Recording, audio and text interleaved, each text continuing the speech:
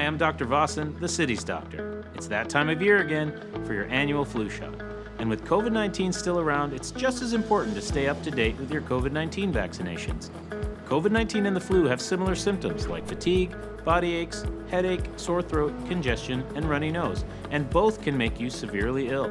So if you have symptoms, it's important to get tested for COVID-19 and flu to know what to do next.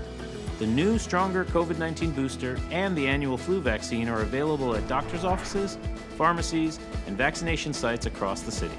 So why not save yourself some time and get both shots together? It's safe and effective. I did it, and I'm glad I did.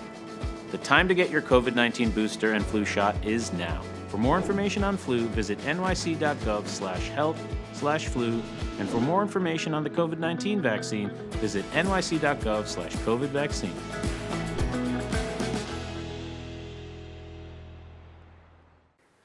미 상무부는 오늘 3분기 국내 총생산 증가율이 연율 2.6%로 집계됐다고 밝혔습니다. 이는 월스트리트저널이 집계한 전문가 전망치 2.3%를 상회한 결과며 플러스 성장은 지난해 4분기 이후 처음입니다.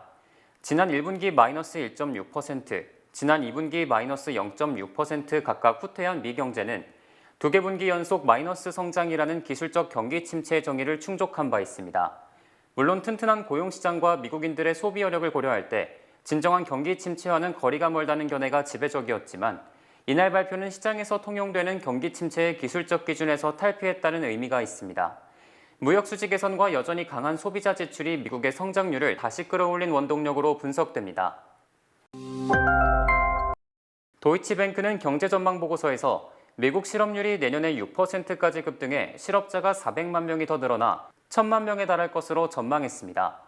이는 뱅크 오브 아메리카가 미국 실업률이 내년 5.6%까지 올라 실업자가 320만 명 증가할 것이라고 전망한 것보다 더 비관적인 예측입니다. 이에 따라 현재 실업자들이 600만 명임을 감안하면 내년에 320만 명에서 400만 명이 늘어나면서 실업자가 1,000만 명으로 증가하게 됩니다. 실직자가 증가하면 미국 경제의 3분의 1을 떠받치는 소비가 줄어들게 되므로 내년 미국 경제가 침체할 가능성은 더욱 커지게 됩니다. 또 민간 금융기관의 예측은 연준 예측보다 더 비관적인 것으로 연착륙 가능성은 점점 희박해지고 있습니다. 킹달러로 인해 미국의 상품 수출도 차질을 빚으면서 지난달 무역 수지 적자폭이 6개월 만에 처음 증가했습니다. 상무부는 지난달 수출은 8월보다 1.5% 감소한 1,776억 달러인 반면 수입은 0.8% 증가한 2,698억 달러로 적자가 922억 달러를 기록했다고 밝혔습니다. 무역 수지 적자는 지난 8월보다 5.7% 늘어난 것이며 블룸버그 통신 전망치 875억 달러를 넘어선 것은 물론 최근 3개월 새 최대의 적자폭입니다. 이는 달러화 강세로 인해 미국의 수입 물가 부담은 줄어든 반면 수출 단가가 상승함으로써 결국 수출 감소로 이어졌기 때문입니다. 한편 지난달 미국의 도매 및 소매 재고는 각각 전월보다 0.8%, 0.4% 증가하는 등 소비가 위축되고 있습니다. 연준 금리 인상으로 모기지 금리가 30년 만에 최고로 치솟은 가운데 지난달 신규 주택 판매도 급감했습니다. 연방상무부는 지난 9월 신규 주택 판매가 연율 기준 60만 3천 채로 지난 8월보다 10.9% 감소했다고 밝혔습니다. 이는 지난 4월 12.4% 줄어든 이후 최대 감소폭이며 두 자릿수 감소는 올 들어 네 번째입니다. 또 지난해 9월보다는 무려 17.6%가 감소한 것입니다. 지난달 단독주택 착공 건수도 1년 전보다 18% 줄었습니다. 하지만 지난달 신규 주택 판매 가격 중간값은 47만 달러로 1년 전보다 13.9% 올랐습니다. 이처럼 거래 감소 속에 가격이 상승한 것은 고가주택 판매 비중이 컸기 때문이며 앞으로는 건설사들이 자금 마련을 위해 재고주택을 할인 매각할 수밖에 없을 것으로 전망됩니다. 미국 철도신호노조가 지난달 마련된 노사 잠정 합의안을 거부해 철도 파업으로 인한 공급난 혼란이 우려됩니다.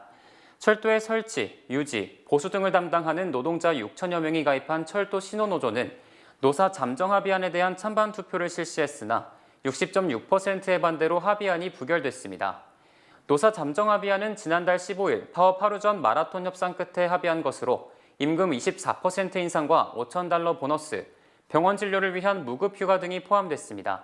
하지만 노조원들은 병원 진료 때 임금을 지급하지 않는 무급 휴가 등에 반대, 합의안을 부결한 것으로 알려졌습니다. 이에 앞서 철도정비 노동자 2만 3천 명이 가입한 노조 역시 합의안에 반대하는 등 12개 노조 중 일부가 이미 합의안을 부결시킴에 따라 다음 달 19일 파업에 들어갈 가능성이 커졌습니다. 이에 대해 백악관은 합의안을 부결시킨 노조와 재협상에 돌입해 타협안을 도출할 것이라고 밝혔습니다.